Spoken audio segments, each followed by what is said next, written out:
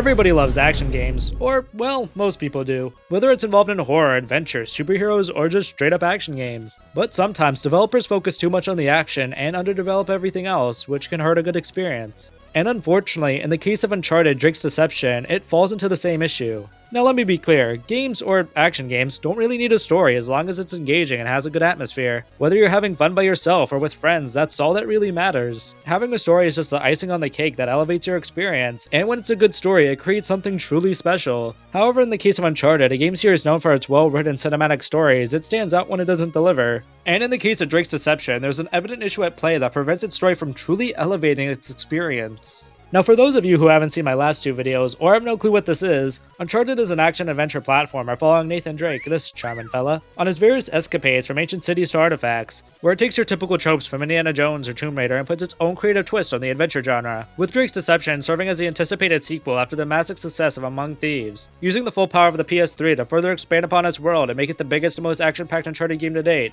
However, as the credits start to roll, it's clear that this game has a fundamental issue, aka its pursuit of action over its narrative. Now, to understand what I'm talking about, here's a quick rundown. A story follows Nathan Drake and Victor Sullivan, two treasure hunters chasing after the trail of Sir Francis Drake, who was sent to find the lost city of Ubar. However, they have competition as the British Mafia, or this borderline historical cult, led by Marlowe, a woman halfway to the grave, and her jester of a henchman Talbot, are hot on their trail. With the help of Chloe Fraser and Charlie Cutter, they split up in search for clues, destroying two historical monuments and ending up in Yemen, where once more Nate runs into his ex, Elena, for the second time. Man, talk about commitment issues. After some tomb raiding and some puzzle solving, they find out that Ubar is located in the Rub al Khali desert. But before they leave, Nate gets dosed with a bunch of fentanyl, where he gets captured, doxxed, and sent on a side quest before rejoining the plot, where it turns out that Marlowe has kidnapped Victor to serve as their tour guide, and after some bonding with Elena, Nate jumps onto a plane, or, well, I guess off a plane, where after wandering in the desert for 20 minutes, you get rescued by Salim, who is trying to stop the British gangsters from getting to Ubar. It turns out that Ubar contains a golden orb containing jinn, aka a bunch of genies who curse the city's inhabitants. Nate with his newfound friend is able to reunite with Sully, find Ubar, have a drug trip, and ultimately stop Marlowe from doing whatever with the jinn, as another ancient city sinks into history. Now let me be clear, I don't hate this game. I think it's really fun and it has some of the best action set pieces from the Uncharted series, where you fight a whole army on a sinking ship, escape the fire and brimstone of an ancient chateau, and hang on for dear life as you try not to fly off a plane. And a bunch of other stuff, because this game is filled to the brim with action, which people should definitely play for themselves, hint hint. However, while it's fun to play when it doesn't have random difficulty spikes, its story doesn't live up to the intricacies of its action or the expectations set by its predecessors. Now, Amy Hennig is a great writer. This is no shade towards her or anything. I respect the woman a lot for what she's done for the gaming industry, especially when this isn't a bad story. It's just a flawed one. The story of the game is great as it dives into the world of ancient artifacts, lost history, and secret societies. The stakes are high and everybody from the previous game is here, as we jump from location to location across the world. But as time goes on, you start to realize that the game is more focused on moving from set piece to set piece rather than exploring the interesting themes and ideas it presents. Now, centering your game on set pieces is perfectly fine. Those are probably the most difficult parts to program, and they need as much time as possible to work on them. However, when your story starts to become disjointed due to focusing entirely on that is when it's a problem. Now, in all fairness, the game holds itself together for the most part. The majority of the story is very strong as it builds up multiple ideas like the relationship between Nate and Sully as father and son, Nate's obsession for adventure, etc., where our main antagonists are established early on, which leads to a continued mystery and intrigue on what they're doing and how they're doing it. However, when it comes to the ending, the game fumbles and loses everything it's been building towards, creating a lackluster finale. Now this stems from the game's antagonist, especially this slimy, maleficent trickster over here. Now typically, antagonists are fairly one-note when it comes to Uncharted, but their integration to the story is well done. Uncharted 1's villain wanted money from a chemical bioweapon, and Lazarevich from Uncharted 2 wanted his own power to enact his ideals. Both are simple, yet it makes those characters stand out as genuine threats. But in the case of Uncharted 3, its villains are underutilized, and the mystery and intrigue they do have is ultimately thrown away. There's no clearly defined goals or motivation for the millions of property damage they've caused. They just simply want the container that contains the gin, and the only reason we get is Sully theorizing they want it for power. We don't get any grand reason as to why they're doing this, and the opportunity we could have gotten disappears in a flash as this game abruptly ends. If you don't have a well-defined villain, it takes away a lot of the intrigue presented, especially when this game builds a lot of mystery in the beginning with its shady secret society chasing after Drake's findings in Ubar. This is especially shown with Talbot. He always knows where they are, disappears without a trace, hands out tarot cards, or takes a bullet to the chest and is just fine. The apparent explanation is, oh, he's just a sneaky boy with a bullet vest and secret passages. Like what?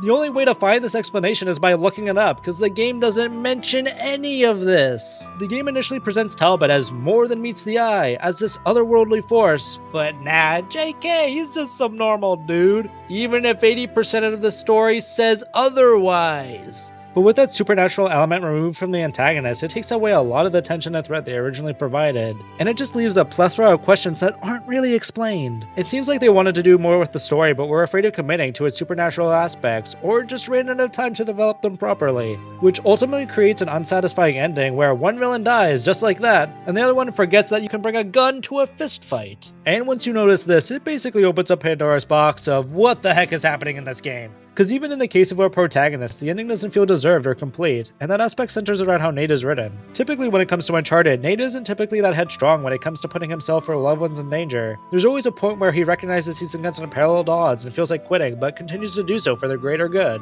But in this case, he continues chasing after Drake's path, even at their detriment, until Sully gets kidnapped. The idea of Nate being hyper-focused on his quest and exploring his flaws of obsession and pride is really interesting, as it can provide further growth and development. However, the reason for this sudden personality switch isn't properly stated to the audience. Sure, you can assume that Drake is establishing his legacy as an adventurer, his own ego, or using this as a coping mechanism after his divorce to prove himself, aka a bunch of things can be assumed. But when you don't inform the audience, specifically why Nate is being the way he is, after characters call him out on whether this is worth it, leaves a lot to be desired. Sure, by the end he has nothing to prove, but I wish they properly explored this, especially with Chloe and Cutter suddenly disappearing from the story due to being put in danger, but instead it just jumps to the next set piece. Now the same could also be said regarding the relationship between Victor, Nate, and Elena. Now the story handles Nate and Victor's dynamic pretty well, and it gives it the most time. However, near the game's ending, it really needed to hammer in on their relationship and bring their history full circle, and give more emotional depth to their development. But nah, another city gets destroyed, and we don't got time for that. And while the ending brings a finality to it, an element feels missing from the story to elevate its emotional impact, which can also be said about Nate and Elena's relationship. Now I love the symbolism of Nate trading off Francis Drake's ring for a wedding ring with Elena. However, and I can't believe I'm gonna say this, but their relationship doesn't feel deserved. Now hold on a sec. While Nate has developed, setting aside his pride and leaving his obsession behind him and Elena getting back together feels very undercooked. There needed to be more time spent onto really diving into why their relationship fell apart, or a genuine discussion between the two of them about their relationship. While Uncharted 2 did something similar, it spent a lot of time between the two of them, where they repaired their relationship and showed how important she is to Nate. However, in this case, the story lacks the same amount of emotional depth that made the second game so impactful. Since they don't really spend that much time together, you only get a few scenes between the two of them, and that's kind of it. So when they do get back together, it lacks the necessary tension, drama, and heart that made their relationship so special. And it's unfortunate when this game has so much potential behind it, where my love for the series can't make me ignore the multiple loose threads or underdeveloped plot beats that serve as its ending.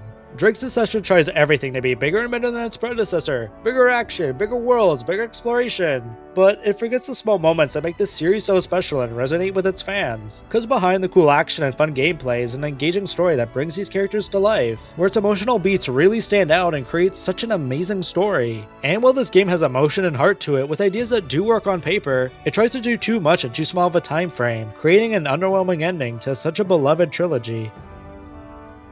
If you made it this far, please like, comment, and subscribe if you enjoy the kind of content I'm making. This is Balthazar, signing off.